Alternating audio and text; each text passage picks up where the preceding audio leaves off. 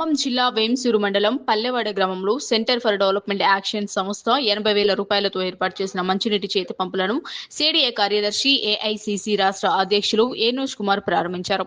ఈ సందర్భంగా వారు మాట్లాడుతూ త్రాగునీటి కోసం ప్రజలు పడుతున్న ఇబ్బంది గురించి తెలిసిన వెంటనే సిడిఏ సంస్థ ద్వారా 80,000 రూపాయల విలువ గల ఉచిత చేతి పంపులను ఏర్పాటు చేశామని అన్నారు.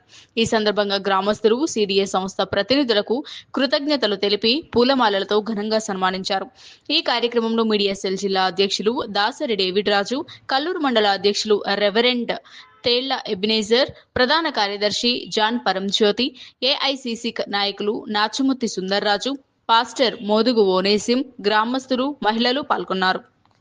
ఈరోజు సాయంకాలం వేంసూరు మండలం పల్లెవాడ గ్రామంలో CDA centre for development action ఆధ్వర్యంలో ఉచిత చేతి పంపును ఏర్పాటు చేయడం జరిగింది. సుమారు 80,000 రూపాయల ఖర్చుతో ఉచిత చేతి పంపును ఈ గ్రామస్తులు, గ్రామ నాయకులు, స్థానిక సేవకులు ఒనేసిం గారు మాకు తెలియపరిచిన వెంటనే సిడిఏ ఆధ్వర్యంలో మా స్నేహితుల, దాతల సహకారంతో ఉచిత చేతి పంపును ఈరోజు ప్రారంభించడం జరిగింది.